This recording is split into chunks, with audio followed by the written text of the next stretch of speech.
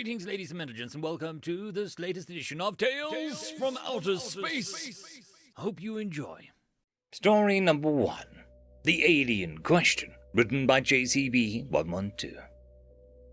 While the lofty of us now ascend towards unimaginable horizons, we legislators and ethicists are faced with the task of consolidating what is left in the dust of their great exodus. Indeed, while they gain fame and notoriety alike, leaving humanity's core in search of untold wonders, they refuse to acknowledge a matter that must be urgently addressed if we are to move forward on the home front.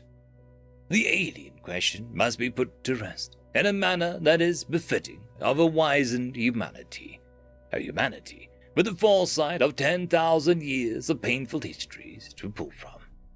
For it is our task as a mature and grounded species of the human race to ensure that we set a precedent that cannot be misinterpreted, mishandled, or in any way abused, purposely or not, by successive generations. Now, on to the task at hand. What are we to do with the 10,927 unique sapient species that have collectively reached that same unfortunate roadblock of motivational apathy? That now tread the same worn-down path, following the same beats of life, huddling by a campfire as we speak. Before we are able to answer that question, we must take into account the objective facts that govern our current circumstances. We must first assess ourselves and our own reach by reviewing the basic fundamentals that lay before us. Humanity's territorial extent, at least judicially, now encompasses the entirety of the Milky Way, with no alien polities to speak of, with no internal secessionist movements, and with no true extraneous or internal aggravating force. We, the united government of Earth and her colonies, remain the undisputed authority within the galaxy. Humanity's industrial capacity has successfully reached abundance protocols alongside functional post-scarce minimums, and have been constantly sustained with no interruptions for over 7 millennia following the Great and Last Civil War. Our vast stellar industrial complexes span the breadth of entire solar systems and star clusters. Our machinery encompasses stars and black holes alike. Our FTL infrastructure allows for travel across the entire distance of the galaxy in just under a month. We have mastered interstellar industry, but we have yet to exploit every single potential primary industrial resource in this galaxy. In fact, over 95% of the galaxy remains untapped. Humanity's military capacity remains difficult to gauge, for we have never had an alien benchmark or metric by which we can extrapolate the effectiveness of our numerical and technological developments. Indeed, our latest conflict, the Great and Last Civil War, can only tell us so much, as any developments occurring after the point would inevitably be marked improvement. Regardless of specifics, one fact remains indisputable. Humanity remains the sole and unchallenged spacefaring military power. Humanity thus has no practical need for these aliens, nor do these aliens possess anything that we cannot replicate or garner by passive observation of their inconsequential activities.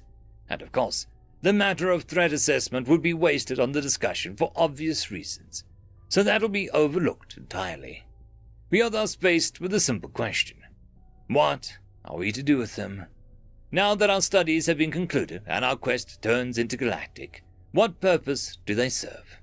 The obvious answer is none. They serve no purpose, they hold nothing valuable, they are not a threat, they merely exist. And so, we shall legally classify them as such, with the caveat of their autonomy being respected without question. The alien shall not be interfered with. An Earth High Commission governmental organization shall be founded to ensure the protection and continued monitoring of these primitives. However, as they express no willingness to join us as equals, the Commission for Xenological Affairs shall strictly withhold from any actions that may aid in their development. The CXA shall also be responsible for their continued protection from any human interests. Finally, And perhaps most controversially, the CXA shall aid these aliens should any extraneous threat be detected, and is within human logistical capacity to prevent. These threats include, but are not limited to, stellar phenomena such as asteroid impacts, solar flares, the rogue spatial anomalies.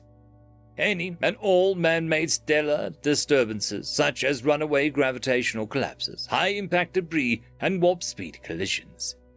Planetary phenomena such as runaway tectonic shifts, magnetic field collapses, and planetary core disturbances, but will not include minor-scale phenomena such as localized earthquakes, metaphorical disasters, e.g. hurricanes, tornadoes, hail, and natural ecology development or decay. The reason being that such changes may eventually result in a catalyst necessary to promote adaptiveness and create drive within these otherwise stagnant aliens. The CXA must ultimately maintain a careful balance between preservationist interventionism and conservative non-interference. These aliens had their chance to be admitted into the stars as equals. There was a seat waiting for them in the conference room, a bill that we were willing to foot, and they had ample opportunity over the course of multiple generations to accept that offer.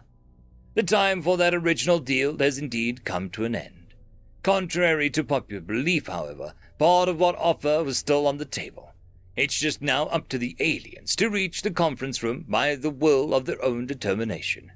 As for now, the aliens shall remain as they always have been, with the only change being humanity's ever-watchful gaze and protective hands, looking down upon them from the stars they refuse to join.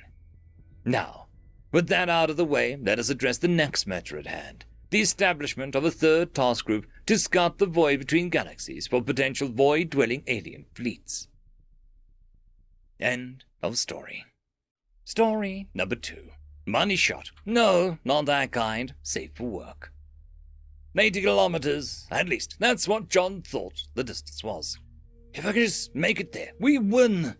The battle had been raging through the asteroids belts for the better part of 14 hours. 10 hours ago, he lost his wingman when she decided to kiss an asteroid in a failed evasive roll. Their cockpits were rated to withstand a 2-kilogram projectile at a velocity of nearly 2,000 meters per second. It didn't help much that the 40-meter rock had a combined impact velocity of 3.7 thousand. John slapped the side of his helmet to refocus. He couldn't afford to have any straight thoughts right now. His HUD was knocked out by a piece of her ship embedding itself into his own. He tried not to look at it, his hand unconsciously tightening around the flight stick as he gazed out, trying desperately to spot any asteroids to avoid a shared fate. His focus was again diverted, but not by straight thoughts. A red light in the cockpit started to flash urgently. Another reminder. 3 hours ago he'd lost half of his heat sinks on his left side in a near dead-on collision, but thankfully that was still alive. It had cost him. He'd been sitting at 75% throttle, but the engines kept overheating. There was probably minor damage to the rest of the sinks from smaller debris that he had been unable to see or dodge. With a nearly practiced motion, John triggered the emergency coolant flush. As the red light faded, an amber light sprang to life just despite him. The letters below flashed LOLN. John promptly composed a haiku using only a single 4-letter word that rhymes with luck. He twisted in his seat, craning his neck to look out at the canopy behind him. The haiku was again repeated, but for a different reason. The Curasian scout was close enough that he could actually see it. It was obviously waiting for the right time to make its move. John could outrun it, but only if his ship was undamaged. Even then, it was barely faster than the scout. Turning forward, he considered his options. The dogger was dead ahead, in a relatively clear patch of the belt. If he redlined the engines, he could probably make it. Some of him, at least. There was probably enough liquid nitrogen left if he kept his current output. But the scout would definitely make it there before him. Humanity would lose. With a quick prayer to any god that would listen, he held the overdrive button and slammed the throttle past the safety limit.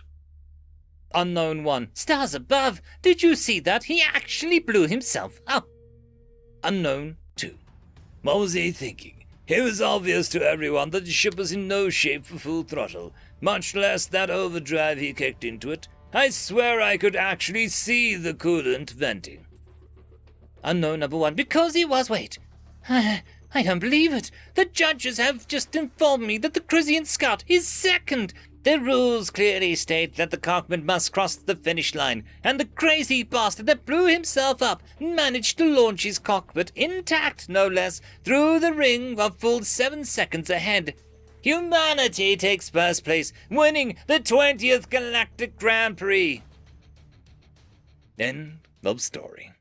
I'd quickly like to thank the T5 channel members and patrons. Caspar Arnholtz, Cam Maxwell, Lord Azrakal, Dragzoon WRE, Holly Sister, Ambrose Cattell, and Quantum Wednesday. Thank you very much.